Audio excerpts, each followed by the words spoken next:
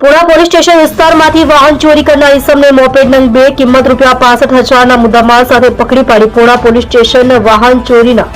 અનડિટેક્ટ ગુનાનો ભેદ ઉકેલતી પુણા પોલીસ સર્વેલન્સ સ્ક્વોડ, મહેરબાન પોલીસ કમિશનર સાહેબ શ્રી તથા ખાસ પોલીસ કમિશનર સેક્ટર 1 સાહેબ શ્રી તથા નાયબ પોલીસ કમિશનર સાહેબ શ્રી ઝોન 1 તથા મદદનીશ પોલીસ કમિશનર સાહેબ શ્રી બી ડિવિઝન નાઓએ સુરત શહેરમાં બનતા વાહન ચોરીના બનાવ અટકાવવા તથા શોધી કાઢી કાયદેસરની કાર્યવાહી કરવા આપેલી સૂચના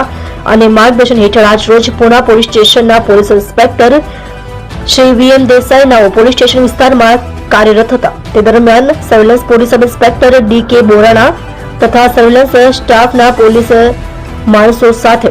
પોલીસ સ્ટેશન વિસ્તારમાં અપડત ગુનાઓ સંબંધે પેટ્રોલિંગમાં હતા. તે દરમિયાન સાથેના હેડ કોન્સ્ટેબલ કિરણભાઈ તળજાભાઈ તથા પોલીસ કોન્સ્ટેબલ હર્ષદભાઈ ખીમાભાઈ તથા પોલીસ કોન્સ્ટેબલ ભાવેશ અમૃતભાઈ નાઓની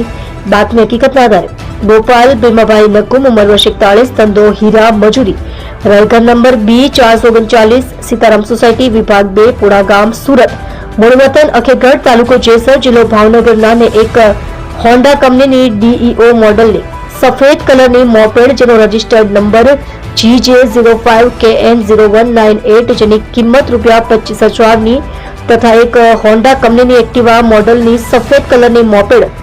જેનો રજિસ્ટર્ડ નંબર GJ24AC5032 જેની આશરે કિંમત ₹40,000 મળી કુલ્લે કિંમત ₹65,000ની મત્તાના મુદ્દામાલ સાથે પકડી પાડી પુણા પોલીસ સ્ટેશનના વાહન ચોરીના અનડિટેક્ટ ગુનાનો ભેદ ઉકેલવામાં આવેલ છે.